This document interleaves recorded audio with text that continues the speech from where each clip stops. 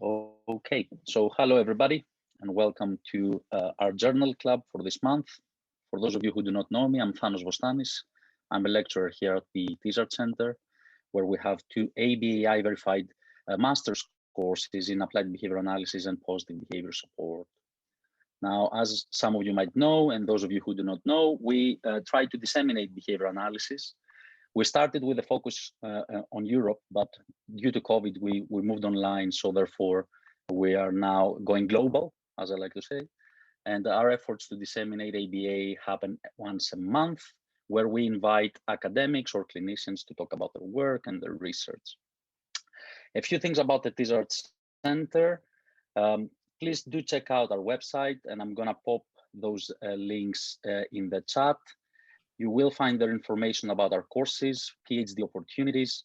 We have the Tizard Learning Disability Review, that is a peer-reviewed journal focused on learning disability, and we welcome submissions from people working in the broader field of behavioral science, whether it's in adult services or schools. You will also find information about how to join our mailing lists.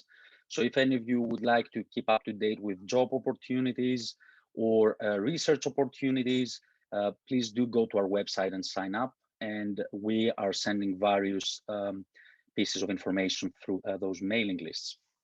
We are also offering one CEU for free, and equally we can offer a CPD unit if you are not a BCBA but you still want a certificate. Now, to get that, I'm going to deliver 3 keywords during the session. You should make a note of those 3 keywords, and at the end of the session, please email me the 3 keywords with your name as you want it on the certificate and your BCBA certification number, not your account number. Okay, don't send me your BCB account number. I want your certification number, and please don't forget to add that to your email. I will then prepare your CEUs and send them to you. We've got 45 days to do so, so if it takes a while, don't worry, but we typically aim to do and send them through before those 45 days. Now, I've plugged Tizard enough, and as I said, I'm gonna pop the website in the chat box for those of you who are interested to check it out. And without further ado, let me introduce Dr. Wertalik, who is a wonderful precision teacher doing amazing work at Georgia Southern University, who is going to be talking to us today about teaching daily living skills. And I have to tell you this, you are in for a proper treat, because I've seen Jen present once. It was when Rick Kubina was doing his online presentations when back in the day with Chartlytics, and I was blown away. Even to this day, I talk about your work, Jen. You don't know this, obviously, but you know, Jen is finding out now. But when I'm talking to my students about frequency building, and they always think that it's only for academic skills, I say to them, no, it's not. And there are people who do frequency building with other skills, not only academic skills. And that's something I learned from Jen. So you're all in for a treat. Now, Jen, people have seen your bio, your CV on the flyer. So what I typically do is ask the presenters to just tell us a few things about their current work. So what you're working on right now, what, in terms of research or other things that you might be engaging with. Sounds good. Okay, thank you, everyone. I'm really excited to be here today. I've been looking forward to this. I know it's been a year in the making, kind of when I originally was contacted by Thanos to do this. So I'm really excited to be here. Just a little bit about me. What I'm currently doing is I am an assistant professor at Georgia Southern University, where I teach in our ABA course sequence right now for the BCaBA, and we're in the process of our master's program being developed and looking to launch that within the next year. So that's another exciting thing that's happening. In terms of my research, what I'm going to be talking to you about today has kind of led the groundwork for more research that I've done as of late. So as I go through the presentation too, I did put in a slide at the end to kind of talk about future directions and where I am now, because I have been continuing with video-based interventions. I have done some work in sociosexuality based instruction for individuals with disabilities. as well as done some things here in higher ed to incorporate behavior analytic principles into our teaching methods here at the university to better improve our teaching with our students. So I've kind of dabbled in a few different directions over the last few years. And in terms of the video-based interventions with daily living skills, I'm going to add a little bit more at the end of the presentation today too, to kind of give you some things I've learned and directions where I've gone to now. So I'm going to share my screen if that's okay and get started. So again, today we're going to talk about video. Yep. We're going to talk about video modeling and tag teach, and then I'll go into talking about some of the research I have done here and the different directions I've gone in. And just to give you a little bit of background, before I went back for my PhD at Penn State University with Rick Cabina, I had worked for 12 years in a public school system, and it was an ABA program for individuals with autism and other developmental disabilities. And for a large portion of that time, I worked with our high school students. And unfortunately, all too often, I was seeing our students exit our program at the age of 21, and many of them were still heavily reliant on adults or other caregivers to get them through even kind of basic tasks such as brushing their teeth, getting dressed in the morning, making a simple meal. So when I was seeing this, it always kind of disturbed me, and I was always kind of wanting to find different ways to help my students. So when I went back for my PhD, I learned that this really wasn't just an issue I was seeing. It wasn't an issue that we had just within my program. It was really more of a global issue. All too often, individuals with autism don't experience the behavioral autonomy expected of them as they're transitioning into adult life. What we're finding is that independent behavior often reaches a plateau and starts to decline throughout adulthood. And as a result, individuals with autism are experiencing less favorable post-school outcomes than their peers. And again, this is specifically in that area of independent living. So my research really has come from my interest in research really in this area of stem from my years in practice with that. So two interventions that I had an interest in were video modeling and tag teach. And both these instructional methods have been used to teach a range of skills for individuals with autism. And video modeling and tag teach are both areas where at the time of the study, I was hearing a lot about and really more interested in seeing what it was like to evaluate them in terms of my own research as well. So just to start, again, video modeling, if you worked with individuals with autism, this is a really popular intervention nowadays to work with learners for a variety of different skills. With video modeling, you're creating a video of someone completing a behavior or a task sequence. And then during instruction, the learner's watching the video and then they're attempting to imitate what they had just seen within that video. And some of the earlier work in this area that was done, Charlotte Christie and colleagues compared video modeling to in vivo modeling. So instead of modeling it in real time with the participant or the learner in front of you. And they found that video modeling produced faster acquisition than in vivo modeling. And it was also effective in promoting generalization, which for many of us who work with individuals with autism, we know that is an area of difficulty that we struggle with in terms of our instruction. So things were this was a big jump off point for video modeling. Also, in terms of some other early research, video modeling has been compared to static picture prompts. So again, based on my experience too, that was another common intervention my teachers were using, and we were using within the ABA world to teach different behaviors within the daily living skill realm. And what researchers found was that when they compared video modeling to just those static picture prompts, think like an activity schedule, the video modeling resulted in the participants completing a greater number of tasks than when they just had the static picture prompts. Okay, so again, just kind of some early work done in this area that started to kind of make headway for the use of this intervention and the benefits of using it with individuals with autism. To date, there's also been, if anybody's familiar with this area, there is a ton of research in video modeling. And I should have started with this. I am just touching on a few different studies. I'm giving some examples throughout, but this by no means is a full scope of the literature out there on video modeling now. But there have been a number of video modeling meta-analyses that have been done to evaluate the evidence base of video modeling, particularly with individuals with disabilities as well as autism. Although the researchers have used a variety of different lenses and methods to evaluate the evidence, as a whole, researchers have reported moderate to large effect size for video modeling interventions. And this is across a variety of targeted outcomes in areas such as social communication skills, play skills, independent living, and decreasing unwanted behavior.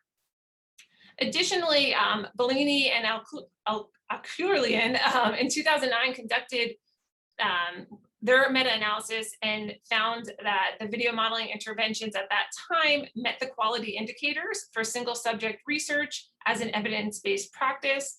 The National Autism Center has also deemed video modeling as an established evidence-based intervention for individuals with autism.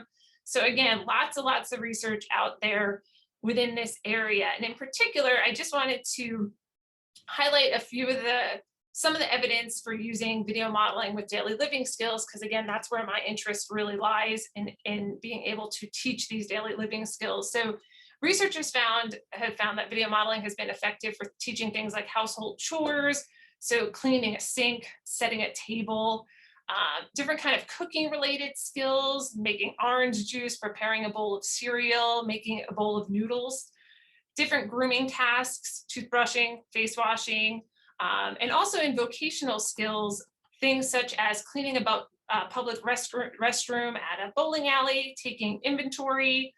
There's also been a study where the participants were taught to wear a mascot uniform, and they were taught to entertain and promote pop products in a retail store, all by using video modeling. So again, there's been a lot of research in the area of daily living skills across a variety of different target outcomes. And what I'm going to lead into next is there's also a whole bunch of different ways in which you can use video modeling. So across the research, there's a lot of different procedural components that vary across the different studies. So there's different variations of video modeling. So just for the kind of main ones that I tend to talk about are basic video modeling, and that's more of the traditional, you're showing the learner the video, they're watching that video from start to finish, and then they have an opportunity to to imitate whatever behavior they had just seen. Then there's video self-modeling. And this is when you show clips of the target individual successfully completing the task. So your learner is the person who is used in the video. Video prompting breaks down a more complex task into smaller components. So instead of watching the video from start to finish, we're watching kind of a one or two steps at a time in clips. So the learner will see one clip of a video, then they'll have an opportunity to complete that task while the video is paused. Once they complete that behavior, the next step would play. They would have a chance to finish that, and so on and so forth until they got through the entire task. And lastly, another area that's been looked at is continuous video modeling. And this is when the video model is going to continue to play over and over again, like on a loop. And it's done so as many times as needed for the learner to obtain the different information for completing that task.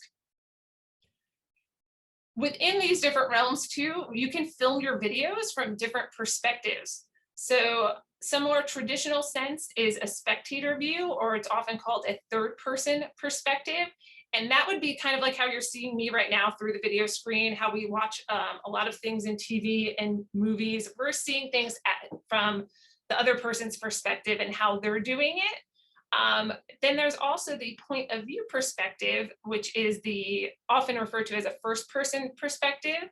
And that is when your learner is going to be able to see the video through their own eyes. So basically what you're doing is you're videoing mostly the hands and the forearms of the model performing the task. So when you're watching the video, things are going to look just like they do to you. So for example, if you were using a point of view for dishwashing, hey, the camera would be angled, so you're just seeing the hands and the forearms. So when I look down and I do that myself, it's the exact same thing I would be seeing in that video.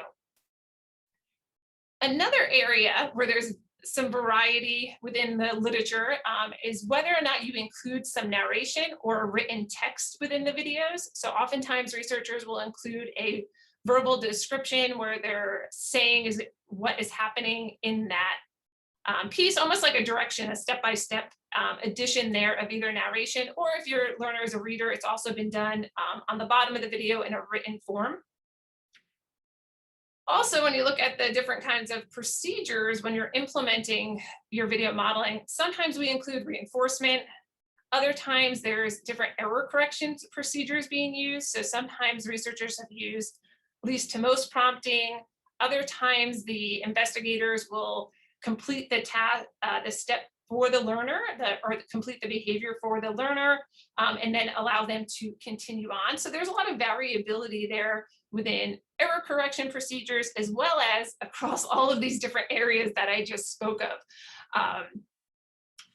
We have some studies that have compared different kinds of aspects here that I'm going to highlight next, but there's still a need for some replication of some of these different types because there's just so much variety out there and variation. So when we look at the comparison studies, so there's been some that deal with more of the different type of video modeling procedure. So for example, Canella and Malone has done some research where they've compared that basic video model to the video prompt. So instead of, they're comparing one condition where the learner is watching the full video and then getting an opportunity to respond, and they're comparing it to the video prompt where they're watching it more in segments throughout. And they found that video prompting was more effective than the video modeling procedures in both their studies that they completed. But it was important to note that not all participants achieved their mastery criterion with the video prompt. Okay, so we saw one kind of pulling ahead there in terms of which one was working better for these participants. But again, we're still seeing some differences in terms of whether all participants are achieving mastery criterion or not. Another area study that was done in terms of comparing these was Mechlin and colleagues compared all three types. So they did basic video modeling, video prompting, and continuous video modeling with the video prompt to see which one was more effective. And they too found that video prompting was more effective, followed by continuous video modeling. And then at the tail end there was that more of that basic video model. Another comparison that was done was in terms of the different perspectives. So comparing that spectator or third person view to that point of view perspective or the first person perspective. And some of the research that's done so far has found that there wasn't a clear superior way to film these videos than the other. So there was kind of mixed results here. And they weren't finding that one seemed to be better than the other in some of the research that's out there. Also, researchers have compared using video models with narration and without. Again, here we see some mixed results. One study found no significant difference between using narration and not using narration, while another study found that video modeling with narration was more efficient for 2 out of their 4 participants, and that for the other 2, it didn't seem to be a critical component there. But when they asked for the participants' preference, even though for 2 it didn't seem critical, they reported that they preferred the video modeling with the narration. So just kind of some important information there, especially when we want to look to make sure our learners and we're indicating their preferences for what interventions we're using as well. So another kind of cool, some other cool studies that have been done in this area here. So again, this was just a snapshot to give you some context and background. Again, we have some comparison studies. A lot of the studies have been within the realm here. There's a lot of variation too. So there is still some need for replication here to see maybe which of these components are necessary, which ones work better in terms of the interventions for different participants, or does it Does it matter more is it more specific to our participants? You know, does it work better for some than others? So there's still a need here within the video modeling realm. Jen, yeah. there is a question that might be relevant for what we're discussing now. Sure. If you remember, could you tell us a bit about the participants' level of ability? The question says, was it the same level of ability or was it a different level of ability?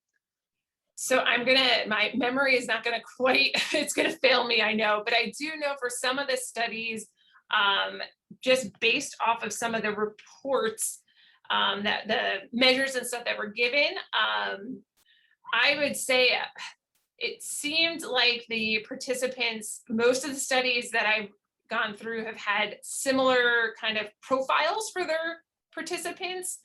But to be honest about that one, I don't quite remember.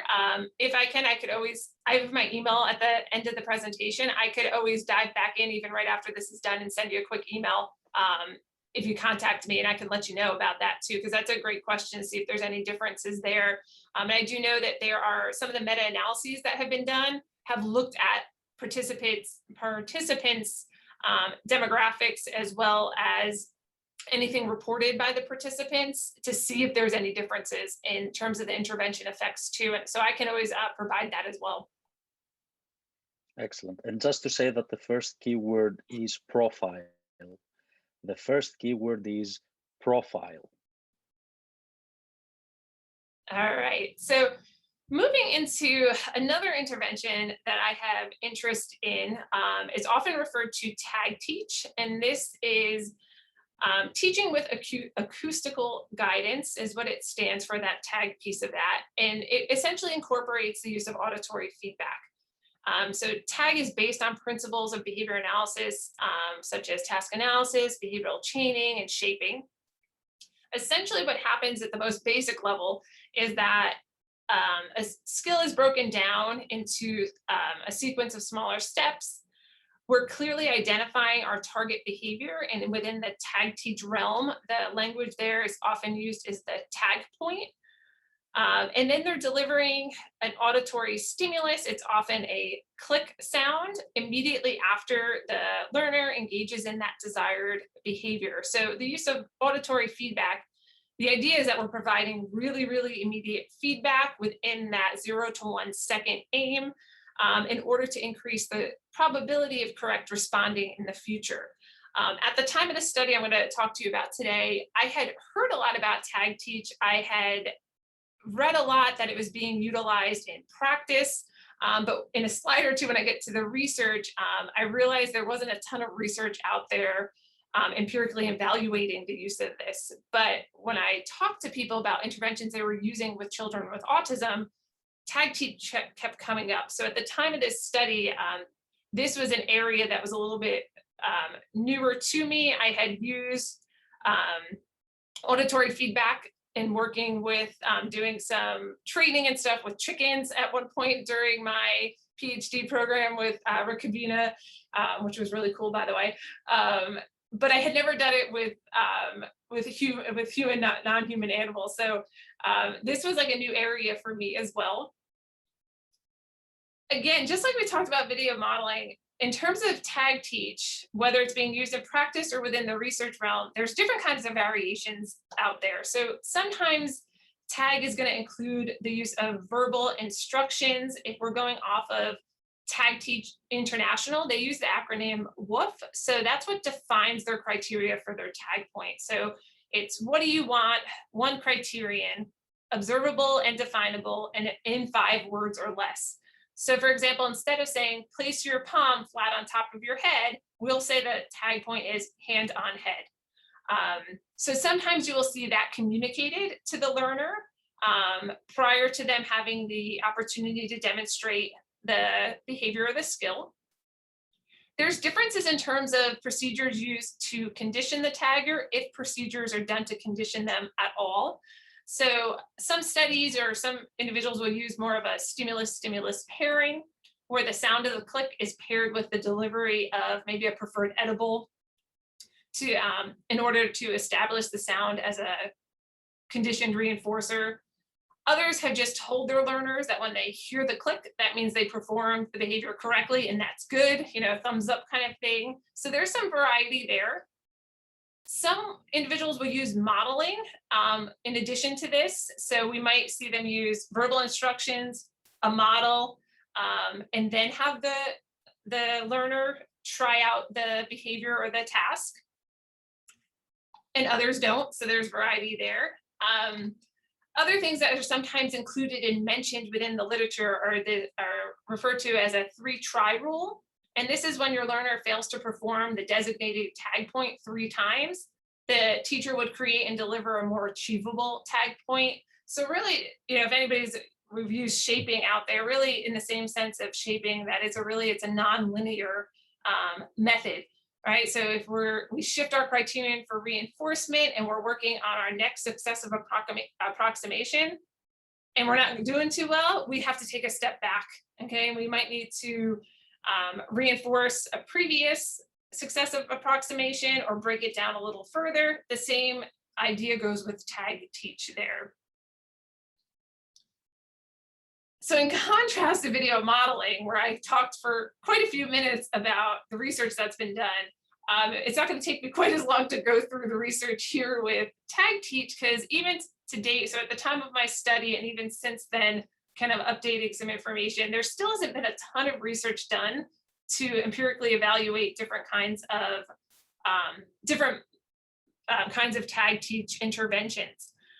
And the majority of the research that examines teaching with acoustical guidance has focused on typically developing learners, and it's been conducted in the realm of behavioral coaching with sports and different kinds of athletic tasks. So for example, just some studies, just to highlight a few, some studies that have been done in the realm of football. Stokes and colleagues implemented an intervention that included tag as well as a component where they had descriptive feedback that happened either with or without video feedback. And they did this to improve offensive line pass blocking. And they found that tag plus video feedback was the most effective for their participants. However, again, they had a packaged intervention. They didn't evaluate just the teaching with acoustical guidance all on its own. It was more of a packaged intervention. Harrison and Powell's also evaluated verbal instructions with the use of the tag with 3 high school football players. And they found, again, that tackling improved for all 3 participants. But again, we saw that combination. It was the verbal instructions, and then they used the acoustical feedback, the guidance to mark correct behaviors. So again, we're seeing a lot of research done in this area that combines a number of different procedures. And is more considered one of those kind of a package intervention and not just evaluating the acoustical feedback on its own. And there's other things involved. Another really cool area too, in addition to sports, and this area is super cool if anybody's interested in this. Levy and colleagues have been doing a lot of work in this area. If I have any other fellow precision teachers or standard acceleration chart lovers, this is a really cool area of work that's being done. But they're using tag teach to help teach different kinds of surgical techniques. And what they've done so far is they've used a modified tag teach procedure. So in Levy and colleagues study in 2016, they used verbal instructions. So they gave a verbal description of what the students had to do. They modeled it. They did identify the tag point using the WOOF acronym.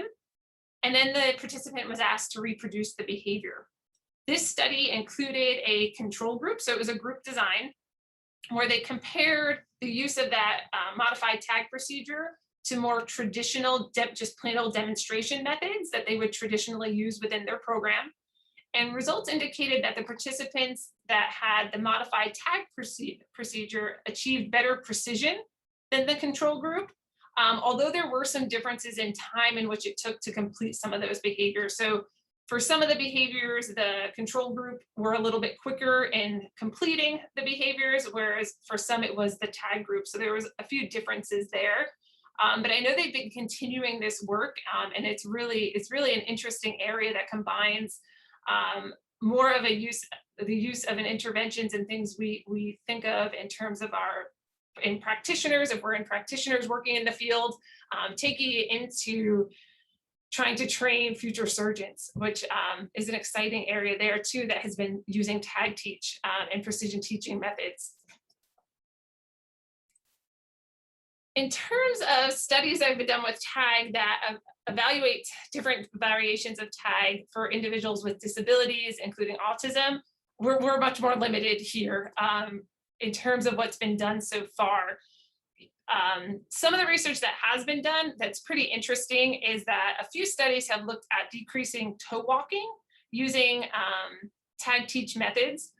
So Persecki and colleagues in 2014, they looked at, what they did was they used the acoustical feedback to mark each flat-footed step while they were concurrently applying a correction procedure for toe walking. They did pair the marker, so the sound of the click, with an edible reinforcer, and they did this before and during their tag teach training. They found that when they marked the flat foot walking and applied that correction procedure, that they saw a reduction in the amount of toe walking, and the participant increased the rate of flat foot walking. However, again, they combined two interventions. So they were using the acoustical feedback and they had that correction procedure. They didn't evaluate them separately. So we don't know if the feedback alone was responsible for the increased flat foot, or if it was a true combination of both of those interventions. So because of that, Hodges and colleagues replicated and extended that same study, and they wanted to see whether the contingent acoustical feedback, in the absence of anything else, could be effective at increasing the appropriate steps.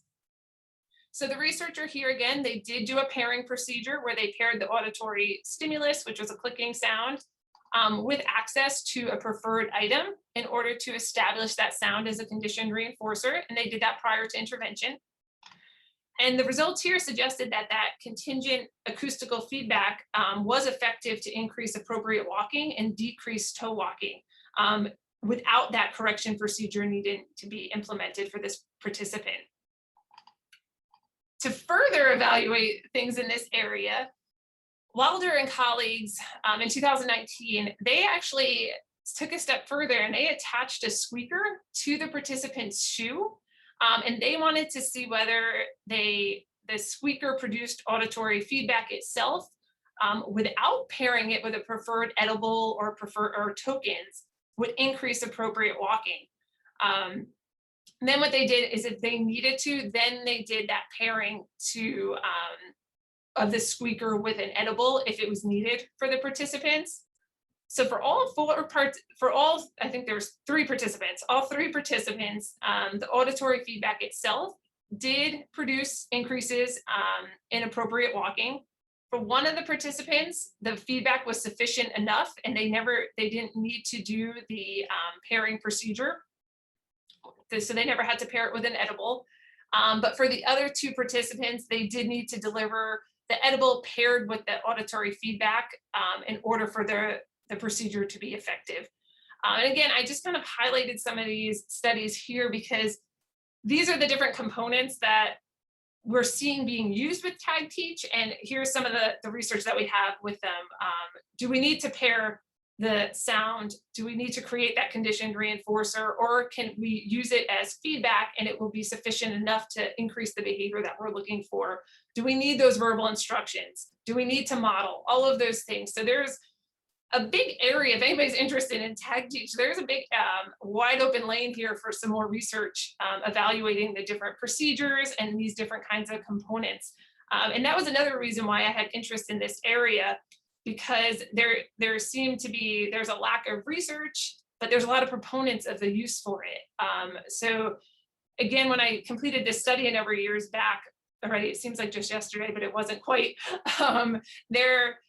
there wasn't, there's a little bit more research now, but there was a nice clear lane of saying, here, let's look at the procedures and let's see what happens. So that's kind of led me to the paper discussion for today. a study I completed early on in my doctoral program with Rick Cabina, where we took a little unique approach. We did some things that were a little unconventional in terms of the daily living skill research.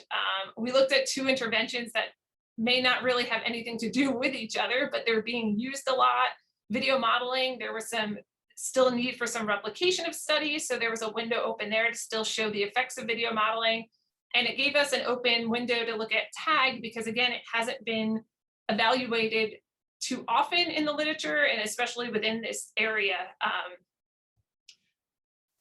So to dive in, I want to walk you through, I know I'm not going to go into full details of procedures if anybody has questions about those, but I want to kind of tell you what we did, share our results, because again, how we analyzed our results was a little different too. And that's kind of a point I wanted to highlight today too, to give you a different lens in which you can do things, especially in the area of daily living skills that aren't traditionally thought of. So again, we wanted to look at what effects these interventions had on teaching daily living skills to adolescents with autism.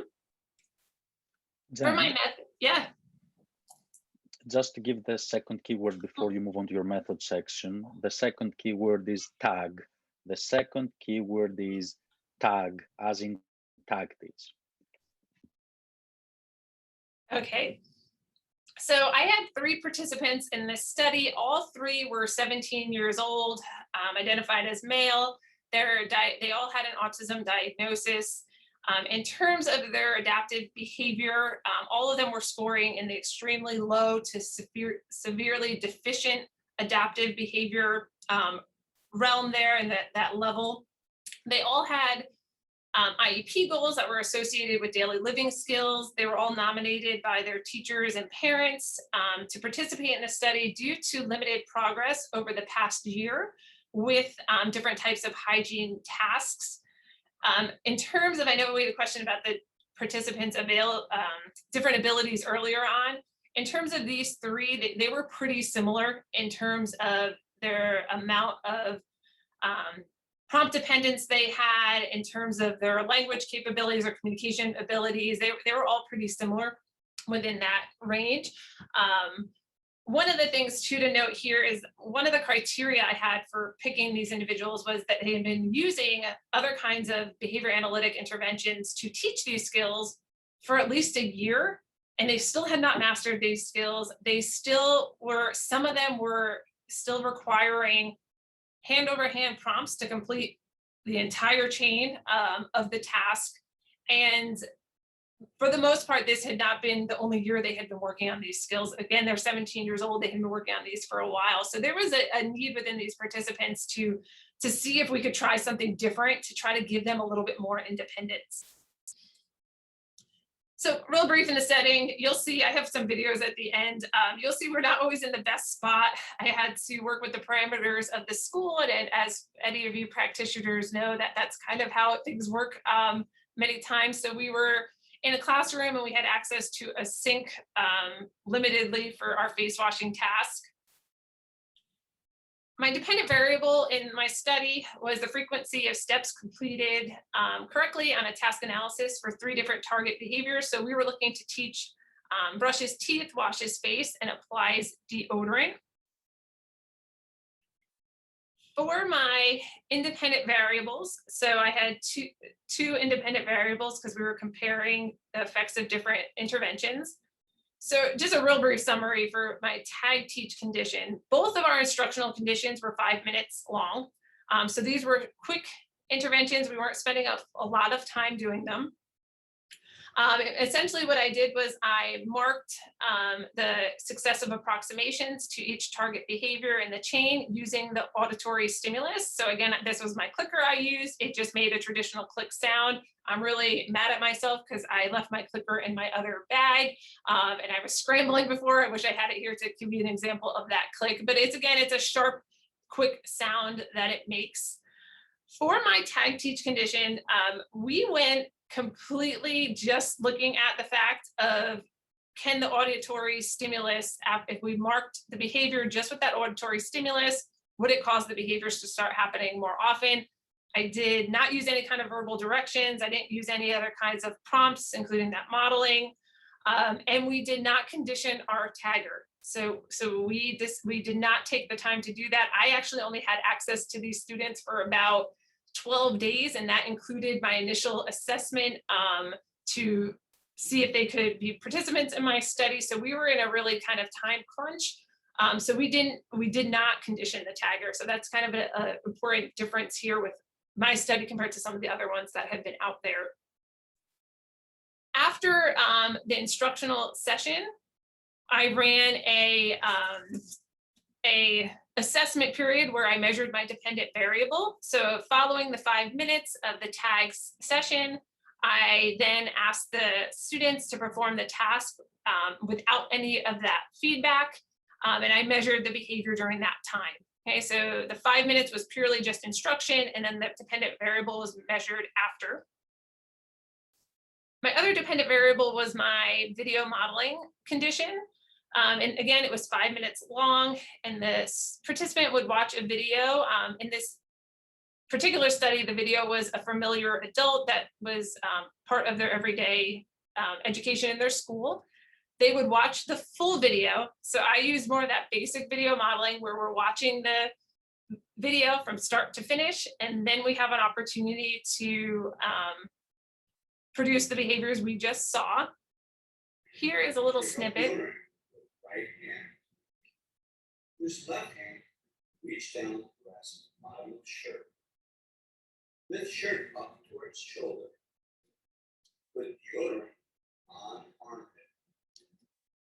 So here's just an example of that video. And if you could hear, there was narration within the video. It's filmed from that third person or that spectator perspective, and it did have narration. So again, I had the basic video model, narration, filmed from the third person or spectator perspective. This was what the video actually looked like. I've done a number of presentations where I'm working to talk about video modeling, and I highly admit that my first videos here were not the best videos I could have made. And if you ever see me present at other times, I highly critique myself here, but this is what I used. We did see some effects, so they weren't awful, but just kind of full transparency. I've learned a lot since this study too, and that's what I wanted to kind of highlight as we go through here too. This video has a lot of distractions in the background that I didn't quite think of when I originally filmed it. So just lesson learned there. If I'm thinking about eliminating some of that distracting stimuli for my learners, I didn't do the best job here, so full transparency there. Again, after we did this 5 minutes, we then ran the assessment and we measured the dependent variable. During that assessment, the student did not have access to the video. So I was just giving them the materials they needed to complete the task, and I just asked them to brush their teeth, wash their face, or put on their deodorant. And then I just measured the number of correct behaviors they had during that time. In terms of how I evaluated the different interventions, I used an adapted alternating treatments design. And it's a mouthful always when I say it. The adapted alternating treatment design differs from a traditional alternating treatment design in that with this one, we're using similar but functionally independent behaviors, and each of those receive an independent variable. Whereas with the traditional alternating treatment, a single behavior typically receives 2 different treatments. So within this, we were able to include a control condition so that there is no instruction or no feedback during that condition. And it served as our comparison and evaluation for my other 2 interventions. So each student was taught a different skill within each condition, and I randomly selected the presentation order each day in order to control for it, to minimize the possibility of any kind of sequence effects. So that just gives you an example of what my daily schedule could look like for the participants. First, they go through their control condition, the video modeling, and then they go to their tag teach condition. So here, how I displayed my data, and this is kind of where we get a little not traditional in terms of that. I use the standard acceleration chart in my work. So what you'll see in the paper and today is that all my data are appearing on segments of the standard acceleration chart. in order to chart using the SCC, data had to be calculated into a per minute frequency, and that happened by multiplying the number of correct behaviors by the time bar value, or some people call it the record floor. And essentially what that is it's the time spent performing the behavior. So for example, if we had data that the student had 2 corrects in 15 seconds, that would transform to 8 per minute. And that's how you would see it viewed on our standard acceleration chart. The standard acceleration chart, if you're familiar with it, it displays all behavior in that per minute frequency. And that's to help facilitate comparisons, also while maintaining integrity of the real time of that measurement. Okay, so again, traditionally, we don't think of using a standard acceleration chart to measure daily living skills. Most often you'll either just see the number of correct steps or in a percentage value when you see it communicated. For my analysis, I looked at level and acceleration, and I did different comparison analyses. In terms of level, it represents the mean performance for the frequency of steps performed correctly for each of the target behaviors. So in order to calculate it for my purposes of my study, I did use the geometric mean. But here you can see, for example, the mean performance in baseline was 3, and during the intervention, it was 12. So I initially looked at just the level for each of the different conditions. And then I completed a level comparison. So we can visually see here that intervention, we have an increase in responding during intervention, but the standard acceleration chart allows us to actually quantify these changes here. So the level comparison is going to show you the difference in the levels between the control condition and the experimental condition. But here for the example, in baseline and intervention, we see a ×4 higher level of responding during intervention, which essentially is about 300% more than during baseline. Okay, so you can give you a little bit of a snapshot of how we calculated our comparisons. For acceleration, for anybody familiar or not familiar, acceleration describes the change of frequency of responding over time. So here we can see in baseline, the behavior was decelerating, and it's decelerating at a divide 1.5, which translates into a 33% weekly decay. But then we see in intervention, we see that accelerating trend, and this comes out to a ×2, which is 100% weekly gain. And that's kind of our, in precision teaching, we want to get to that ×2 as best we can. It's kind of a little bit of your gold kind of goal to get to there. Addition, we could see there's differences here. We have behavior decelerating, we have behavior accelerating, and our standard acceleration chart allows us to analyze the differences in speed here when comparing the 2 frequencies of correct steps. Again, in my study, I compared it from the control to the experimental conditions. So for example, here, the acceleration in intervention is occurring 3 times faster than the acceleration in the baseline condition. And within my paper, you can see we went through and detailed out how we calculated all this. So if that's more of an interest to you, it's all within that paper. And I'd be happy to talk to anybody if they have further questions on how we calculated any of these measures. So what did we find? Across the studies here, we can see that when we looked at our level, we see that during both conditions here, during our intervention with tag teach is always going to be in the middle, video modeling is always going to be to the far right. We see that with both interventions, we see a higher level of responding during those intervention conditions than during the control condition. Okay, so we see that behaviors are happening more often during both of our intervention conditions. For our second participant, again, we see that during the control, things are kind of staying the same. We have a low level of responding. We have a little bit more responding happening during the tag teach condition there in the middle. And our video modeling condition, we see that we have an average of 10 responses during video modeling for the task of brushing teeth. For my third participant, we saw a little bit different here. So we have a higher level in the control condition. So we have the level there was 10. During tag teach, it was only 2, but then during video modeling, it was 12. And I'll also talk about why some of this might have occurred towards the end of the presentation, because we do see a little difference in Robert during the control than we did for our other 2 participants. Again, we talked about just looking at analyzing the level there and seeing the different comparisons. So again, we can visually see it, but we also did some comparisons against our control. And we saw for all 3 participants, video modeling produced a higher average level of responding when compared to the control condition. And for 2 out of the 3 participants, we found that tag teach also produced a higher average level of responding when compared to the control. Okay, so we see that responding is happening more often during our intervention conditions, which is a really good sign. And then we looked at acceleration.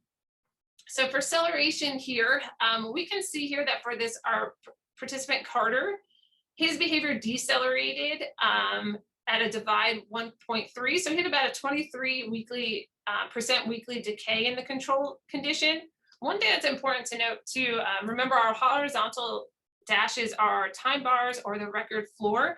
And if you notice in the control condition, the time bars are moving lower down on the chart. And that means that it's taking him, the time it took him to complete those steps was increasing. So it's taking him longer to complete those steps. But when we look at our 2 intervention conditions, we see that, put in my lines there. We see that we had behavior accelerating at a times 2.3 for tag and a times 1.5 for video modeling. Also to note too, again, looking at our time bars, particularly you can see here, they're a little all over the place in tag teach. But if you look here at video modeling, you can see that as intervention is going, we see that the time bars are moving upward on the standard acceleration chart. And this means the time he's performed the steps of the task more quickly than he had at the beginning of the condition. And here's just some videos. Here is what we kind of looked like early on for toothbrushing. And this was consistent for a while, as well as what was happening prior to me intervening with this study. Here is what was happening then a few days later. Okay, within this, again, this one was our tag condition. So initially he wasn't doing anything. Then we started to get him to engage in 2, almost 3 correct responses, and he was doing them pretty quickly. Again, kind of reflective of what you saw with some time bars on the charts. Here is video modeling. So this was initially early on when we first started.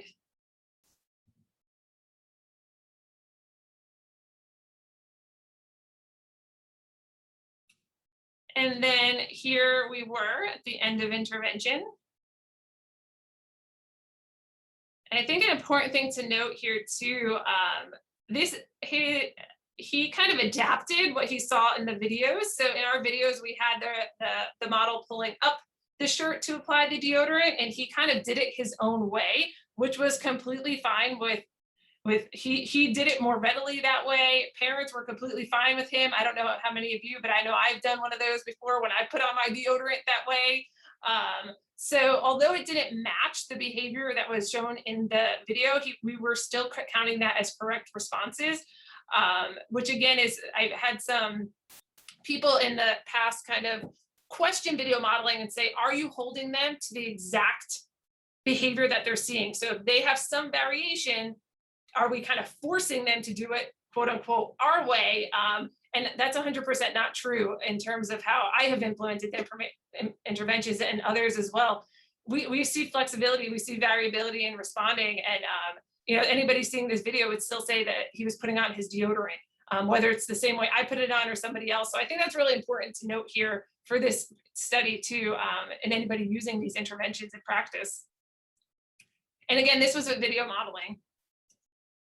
For our next participant, we kind of saw a similar thing in control. Nothing was really happening. We weren't increasing, or we weren't getting any faster or slower. Everything was staying the same. During tag teach and video modeling, we both saw behavior starting to increase and the speed in which they were increasing, a times 3.1 and a times 2.2. Again, looking at the time bars, as you're moving across the chart, you see those horizontal lines start moving upward on the chart. And again, that's meaning that he's starting to take less time to perform these steps within the task as well. Here are some snippets. I wanted to show you this participant because this was pretty much reflective of almost every task, everything he was asked to do. He was highly reliant on somebody else to complete anything across the board for him. So although you'll see here, we're still only doing a few number of steps here in terms of brushing our teeth.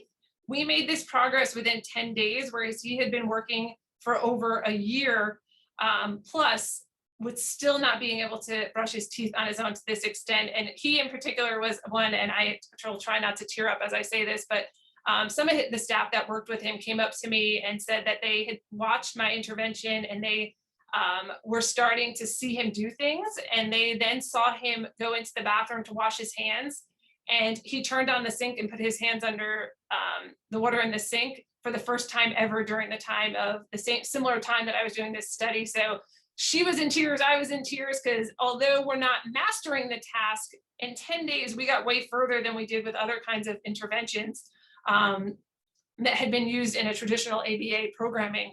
So this was really kind of when we think about social significance in meaningful results. It's not at mastery, but there were some other things we saw happen and anecdotal things that were coming out of this study that I still kind of keep, in my heart there and kind of keep me going with these interventions. So we saw some things happening here. Robert, again, we saw some patterns here with his acceleration, which I'll talk about in 1 minute. We see acceleration happening across all three conditions. In terms of the comparison for all participants, both interventions produced accelerations that were faster than the accelerations in the control condition. So all measures demonstrated a meaningful difference in the speed of learning when compared to that control condition. Robert did have an accelerating trend in the control. With the adapted alternating treatments design, though, it allows us to have that comparative design. So even though we had some trends happening there during tag and video modeling, the speed in which behavior was changing was still quicker than that of the control condition. So it doesn't, even though we had a little bit of a trend there, it didn't mean that we kind of ruled everything out. We still saw a difference between his intervention speeds within that realm. So as a kind of grand over thing, I know I'm getting down on time here. I wanted to find different interventions to teach daily living skills. Within a 10-day intervention, both of these interventions produced significant improvements for my three participants. We didn't get mastery of the tasks for all of them. Some of them were still, as you saw in those videos, maybe only doing about 3 of the steps within the chain. But within 10 days, like I said previously, that was more than what we had been doing in a year plus. So for these participants, these were some significant improvements that started to happen in a very short period of time. And considering when we're looking at adolescents and they're about to exit our school programs and we have limited time to teach them, finding these efficient, effective interventions is really important. So there were some good findings there. There were limitations. Like I said, not all the students acquired all of the steps of the task within that time frame. I had used a pre-assessment criterion of 30% or less on the task. So due to that criterion, the students could have had some of the skills already in the repertoire, and that happened with Robert. He entered the study with one of his skills, applying his deodorant, somewhat in his repertoire at that 25%. So his level for that skill started out higher than the other two, so that makes comparison a little bit challenging when we have that. And that's why we might have seen some differences in his control performance versus my other participants. How I'm moving from there, and I wanted to talk briefly here too, I have a minute or two. Since this study, again, I said this is my first in this area. We then conducted a systematic replication of this study where we essentially did everything the same, except we doubled the length of intervention. So we went from about 10 days to about 20 days of intervention. Again, we saw a strong effect in this study for the video modeling condition. So if you look back through our data for the study I talked about today, for some of the participants, it looked like they were just starting to take off at the end of those 10 days in terms of tag. However, when we ran it out for a bit longer, we did see that the video modeling condition had a stronger effect for the 3 participants in that study. I then moved forward with looking more at video-based interventions. And I did a comparison of different video prompting interventions where I moved into using video prompts, because one of my thoughts were that my video models for daily living skills, some of those tasks are 1 minute to 2 minutes in length, and maybe those videos were just really long for my participants and they needed it broken down into smaller step-by-step fashion. So I wanted to investigate video prompting. I also was really interested in the point of view perspective, and I did that without narration, because again, the idea of a video prompt is the video prompt, what you're seeing in the video prompt should occasion the response without the use of narration or any other kinds of prompts embedded in there. So we wanted to investigate what it would look like without narration. I did add frequency building, again, something traditionally thought of to be done more with academic skills. And I added in this frequency building component, a form of systematic practice. I also identified performance aims. So I was able to sample some adults, see where their performance lied in order to create an aim for my participants. When my participants got into the aim is when I was able to then look at the effects of my interventions in terms of retention checks. And within that, when those things were not included in my previous studies. So I've done a lot more work in this area. The studies are, fingers crossed, have been getting ready. We have some under review. Others are preparing for submission within the next few months. So hopefully those will be turning up too, because there's some pretty cool studies as well, with just some, again, unique lenses to look at the idea of how we teach and look at daily living skills and how I measure and analyze the results. So with that, I know I had to rush there a little bit at the end. Sorry about that, but does anybody have any questions? I know we only have a few minutes, and I know, Thanos, you have to do your other code too. Oh, that's okay. Thank you. Thank you very, very much, Jen. Guys, if you've got questions, please pop them either in the Q&A or the chat. Now, the last keyword is video. The last keyword is video. We do have a question, Jen, from Bethan, and she's saying, how can you measure frequency of a chain of behaviors, for example, toothbrushing, in such a short time? I assume you're not measuring frequency of practiced component skills. So could you just clarify how your measurement happened with those chains there? So how we measured them was we counted the correct responses based off of the task analysis. So each of those behaviors that were in the chain, we counted those, each one that was demonstrated as correct. And then I used a count up timer. So I was accounting for time in order to keep track of how many correct behaviors were happening from within that chain. And then within, to be able to convert it to a frequency. Does that answer the question? So it wasn't a fixed timing then, you did a variable one, if I understand correctly. Yeah, so traditionally, sometimes what you'll see on a standard acceleration chart is we do a fixed timing. So we time the behavior for 1 minute, and that's the count per minute. For this, it was a variable counting time. So it varied across the participants and within the participants themselves during their assessments. Got it. Any other questions? Let me see. People are thanking you. Clearly they enjoyed it. I'm glad to see that, guys.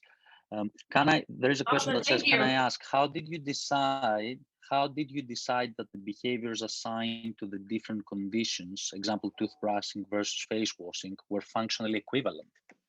So we had looked at the myself, Rick Cabina, and then we actually had special education students and behavior analysts at the school look through them, and we took out any fine motor skills where that might have been challenging for the students. So we set up everything. We weren't working on taking off the tops of anything.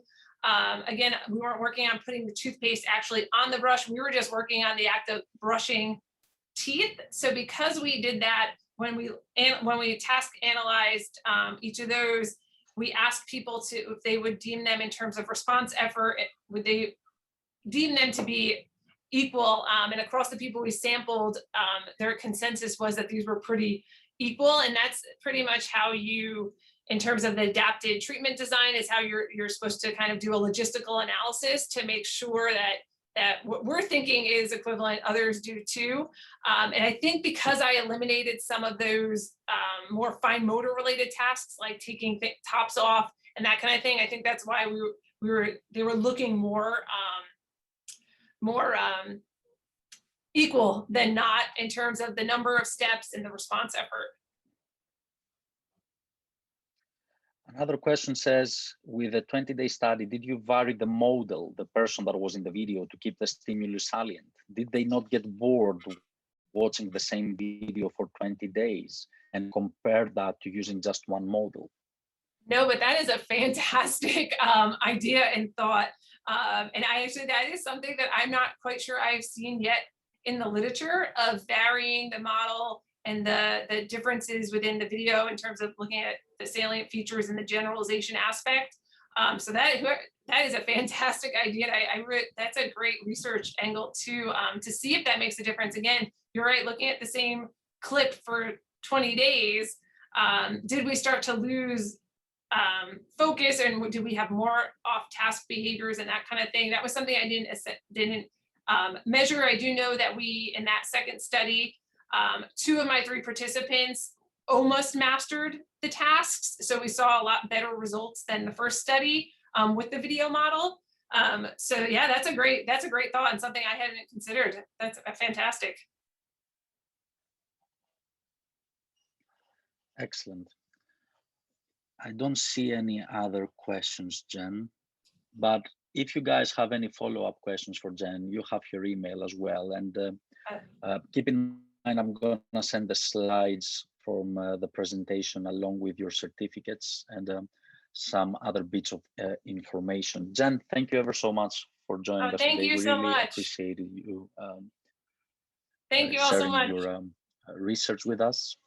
And hopefully we'll have you with us again in the future. Guys, this is the last journal club for this academic year. I'm hoping to get us started again in October. So keep your eyes open for our announcements. And thank you all again. And thank you, Jen, again. Thank you. Take care, everybody. Cheers, everybody.